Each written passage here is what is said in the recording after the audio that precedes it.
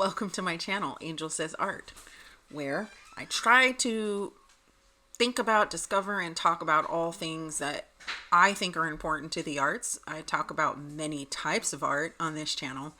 And lately, I've been talking a lot about revolutionary art and the way that we can do art and lend it to the revolution to tell stories about the current times that we're in. That's kind of where I'm at in this moment. But this video is special because this is just going to be a yap session. It's really all this is, almost like a brain dump, but it's an open diary, I think, to all artists and everybody. And there's a creator on here. We're going to jump right in. Here we go. There's a creator on here who, as I'm talking, can't remember, but I'll put it right here.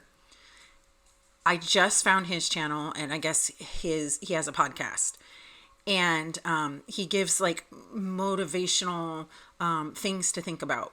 And there was a video that I came across where he was basically talking about the times that we are currently living in. By the way, I'm going to link his channel below and the link to the video that I'm talking about that inspired me to do this video. I not messaged him, I commented on his video after because I was so deeply moved by what I heard. And I didn't realize that I needed to hear it at this very moment in my life where I am as an artist. But the piece that he inspired me to speak about, which is what I want to do with all of you today, raise your hand if you are a person that feels deeply. Raise your hand if you are a person that is neurodivergent. Raise your hand if you're a person that is possibly battling, living with, and or thriving with mental illness. And finally, raise two hands if the current social climate and the things that are going on in your town, your community, your state, the world is absolutely boggling your mind and making you feel absolutely insane on some days, and you're crying on other days, and you feel depressed on other days, and the world seems so bleak and so black and so dark and so upsetting. It's okay. It's okay. I'll give you a hug. Okay. Hugs for everybody. Obviously, you don't have to be an artist to latch on to this conversation. In fact, if you're not an artist and I just came up as on your For You, like, hello, welcome, stay, please. You do not have to be a creative person to have this conversation. If you're just an empathic person, if you're a person who feels deeply and you have a deep sense of morality and you care about humanity and you care about change and you care about this planet and you care about your neighbors, this video is also for you. I'm just kind of molding it to the artist of any kind. All artists also are welcome. It doesn't matter what you do. A dancer, writer, singer, beat maker, producer, painter, digital artist, cartoonist. It doesn't matter. Arts and crafts people love you. Scrapbookers, journalists.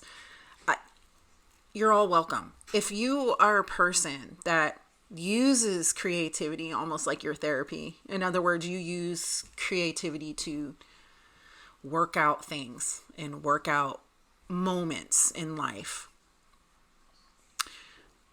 You have got to be having a hard time right now. Because I am. Like, I'm willing to be really real with you guys. I think this past couple of weeks, I have went deep down into a depression. And I'm willing to, full disclosure, I have depression, diagnosed depression and anxiety. And I have happy pills Lexapro in the house. Let me know if you have happy pills and you love them. I love my happy pills. I almost wish I would have had my happy pills a long time ago, but that's neither here nor there. I digress. We have no regrets. We're just happy that we are diagnosed and medicated now. Yes. If it wasn't for my happy pills right now, I'm not sure where I'd be. Because I fell into a depression this past couple of weeks, and I have to tell you, it wasn't anything like what falling into a depression was like for me when I was unmedicated, untreated, and had no therapy. So it's almost like that's what treatment, therapy, and healing does for you, right? You start to learn about yourself, and then you learn life where you're not constantly in a cycle of suffering. You kind of like learn, oh, I recognize those signs, and I think I'm here right now. And I knew that I was going through it simply because of how deeply exhausted I have been for weeks. I'm not sick. There's nothing going on with me, okay? I felt like somebody plugged into my energy and was siphoning everything that I had. And it became clear to me I need to lock in. I have got to pay attention to what is going on. Every time we turn on the news, we are bombarded with a bunch of bullshit. It's angering. It's saddening.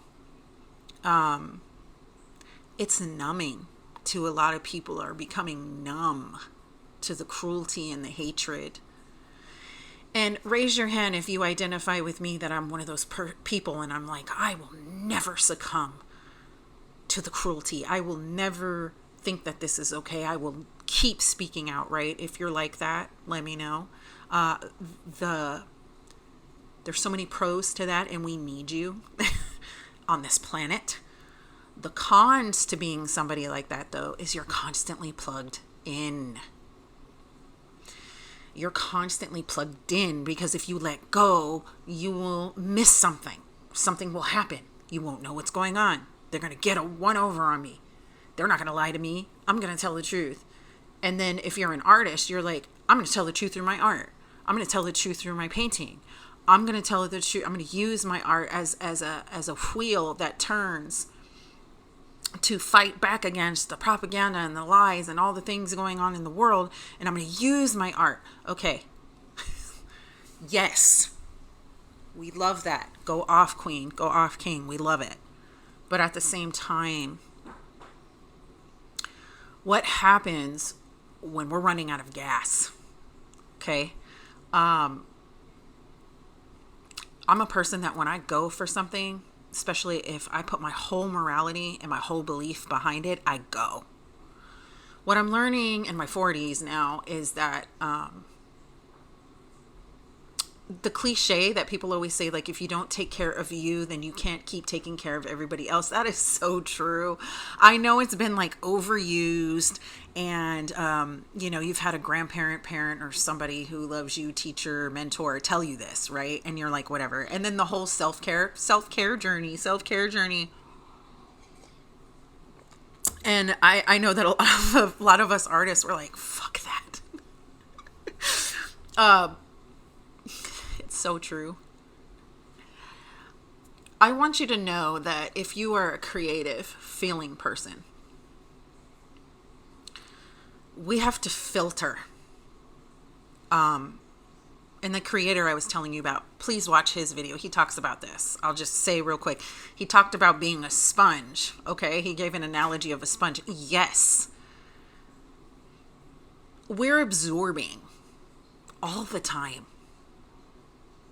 And depending on your demographic, your age, your race, your religion, how you grew up, what stories you were told, what narratives you've lived, depending on all those things, that is going to formulate how we all feel in this moment. I've made recently some other videos about what this moment is like for me as a brown-skinned person living in California. It's quite scary here. I'm not going to lie. It's scary here. And it's scary for many, many people that look like me. And that is our current reality. How do we keep moving forward? How do we keep bringing light to the world? How do we keep moving forward in positivity and love in spite of? How do we keep moving in positivity and love when we don't feel that way all the time? When really inside we have a lot of brewing anger and a lot of brewing rage, discontentment, a sense of loss, a feeling of loss of a country that we were once so proud of. How do we contend with the hurt and pain around the globe? By the way, I'll take this time to let you know that I'll put a link in the description also, or you can click on the QR code. It'll take you straight to all of my other socials where you can look at my art, you can look at my Instagram, and you can kind of see what I've been doing. And you can check out my Etsy store and see what I have. Anyway, I had to shamelessly plug myself. Don't hate. Okay, a girl's gotta work, you know? I really want this to be comforting. I want it to be a conversation, and I really would love you guys to open up down below. I would love us to start a safe space conversation for artists, but we need you. We need you. The world needs art. The world needs creativity. The world needs freedom of thought, freedom of our own creative process, the right to our own creative autonomy without boundaries. We need you. But how do we keep going? And that's kind of what I want to talk about now. I just want to talk about some ways that you can take care of yourself. And trust you me, I am a person who needs to listen to my own advice. But lately I have been taking this advice, and so I want to share it with you because I have done these things. I could do more, and I'm working on that. We all should, right? I just came off of an entire week of media-free living.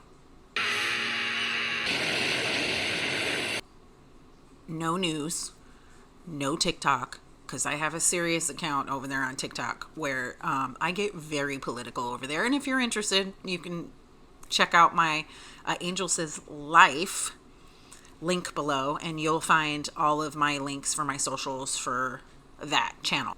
I had to unplug. Listen, I came across this very young Latino artist on TikTok.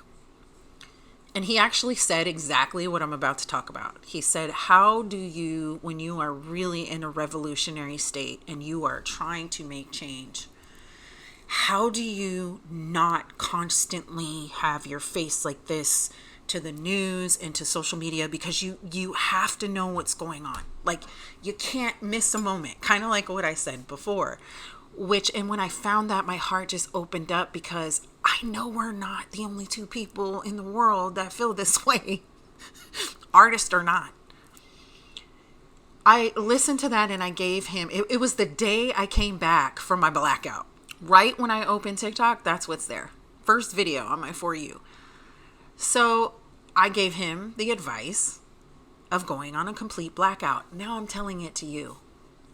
Please try a complete blackout.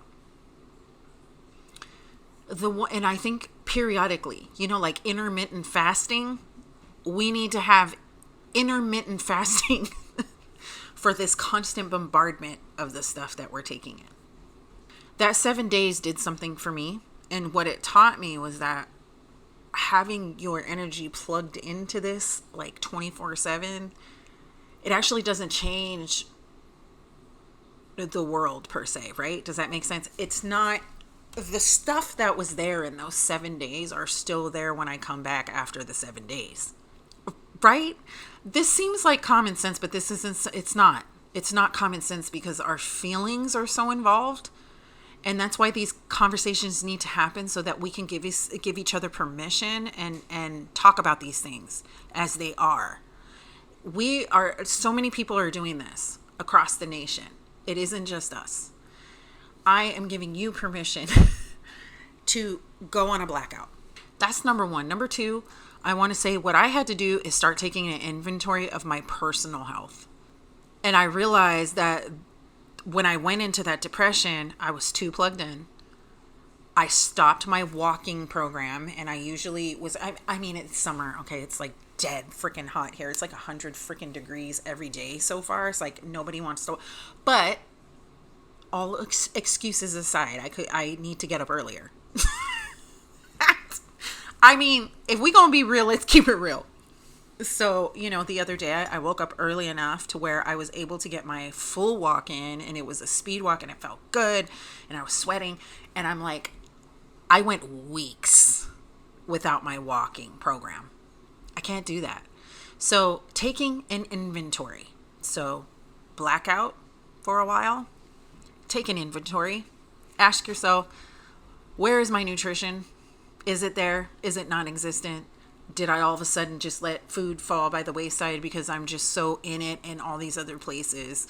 Where is my exercise, if any? And if I have none, maybe I need to start light walking or something to really just, we have to work it out somewhere. Where is my mental? I can't do it. I can't do it. Let me look. Where's my mental? We really, really need to stop thugging it out with our mental health with all of this. And I think because we have like a psychological assault happening, like it's warfare on our psychological and emotional well-being with the constant bombardment of all of this stuff, we have to put the guards up and set the boundaries to, we can't keep letting these things in. And it will, and being connected through our art is also still being connected. So I want that I want to be clear about that. That's kind of number 3 for me, is have a balance between the art that you're making. If it's protest art, revolutionary art, if it's storytelling about what is going on right now, try to have a balance between the work that you're doing about the now and the work that you're doing that is fulfilling to you. This can be fulfilling, but what really is bringing you joy? And I just did a video where I did this piece of the dragonfly, and that gave me absolute joy. That was my time to play and be a kid and not care. And it didn't need to have a message really, but it was special to me. Artists, we need to do this. There has to be some boundaries. I'm willing to share with you, for the past 7 months, since all of this craziness began, I have created something like 43 pieces of protest art. And I have another 15 right now in progress. So what's interesting is this revolutionary time, this time of chaos and pain and change, has actually ignited in me something that I am using to put out a record number pieces of art. I've never pumped out art like this ever in my entire life of being an artist. But then there's the downside, which is what I talked about. We have pros, we have cons. This is very yin and yang. This is very black and white. This is very us working with our current self and living in the now, and working with our shadow selves, the selves that are holding on to the world's angst and pain. That's what I'm learning right now, and I wanted to share it with all of you, because we think that it comes easily, but it actually does not. We have to step back. It requires stepping back and looking, paying attention, and studying ourselves in this moment. Do joyful things. Be outside. Go hiking. Hug a tree. Be in nature. Cook if you like cooking. Do pieces of art that have nothing to do with protest or this world. Do something that is loving. Spend time with your family. That kind of stuff. Do an inventory of yourself. Where is your thought process? How is your mental and emotional doing? Where is your nutrition? Where are you drinking enough water? Are you taking your vitamins? Are you getting enough sleep? That kind of stuff. I know. Do it. Okay. And then the third thing is Take an inventory of the type of art that you're doing. Is it being taken over by all of this intensity? If it is, it's okay. Mine was too. Bring it back down and try to bring this up and do things that are meaningful to you, like painting a dragonfly. All right? Thank you for being here. Thank you for listening. Thank you for being a part of this conversation. Again, please write down below. Let us know. Let's have a conversation. Let's talk about what we're all experiencing right now. And let's support each other, lift each other up, and be there. And it's okay. It's okay that you're not okay. It's okay if you are okay. It's okay if maybe you were okay and now you're not. All of that is legit, and all of that matters. And I hope this gave you comfort, and I hope that you found permission to go forth and do these things for yourself, because it's important. So, thank you. If you stayed for the whole video, if you're new here, I hope you stay, like, and subscribe.